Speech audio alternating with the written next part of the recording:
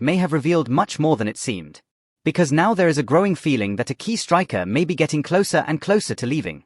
And honestly, perhaps this says a lot about David Moyes' real plans for the European summer. Has the club already decided who will be the new number 9? Or are we seeing the beginning of a silent farewell at Hill Dickinson Stadium? Everton FC may be approaching a delicate decision involving Beto. The striker recently admitted, in an interview with the Liverpool Echo, that he still doesn't know what will happen to his future after the end of this season. The statement immediately raised questions among fans and analysts, mainly because David Moyes has already made it clear internally that he wants to sign a new centre-forward during the next transfer window. This naturally puts pressure on Beto and also on Thierno Barry. The biggest problem is that Moyes traditionally works using only one reference number 9 in the starting system. And if Everton really invests heavily in a new striker, the space within the attacking rotation will become extremely limited for one of the two current centre-forwards. Furthermore, the fact that Beto hasn't received clear guarantees about his future role within the project may indicate a real uncertainty behind the scenes. The striker seems open to listening to possibilities if he perceives that he will lose prominence next season. Interestingly, this happens precisely at the moment when Beto is experiencing his best recent run in the blue shirt.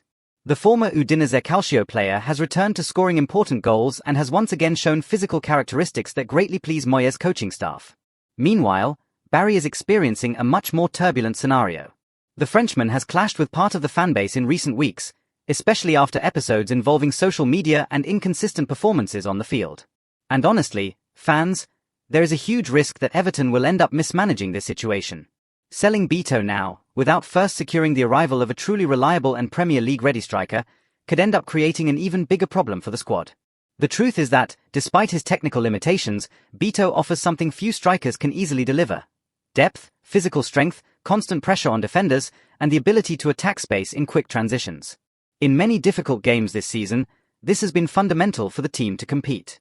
On the other hand, everything indicates that Everton also understands that the Portuguese player may have already reached his technical ceiling. His contract ends at the end of next season, which makes this summer perhaps the ideal time to plan an organised exit, without losing market value and without generating unnecessary disruption. As for Barry, a loan seems increasingly plausible. The striker still demonstrates very interesting physical and athletic potential, but clearly has not been able to fully adapt to the intensity and tactical demands of the Premier League under Moyes. In the end, the feeling is that Everton is entering a decisive summer to completely remodel its attack.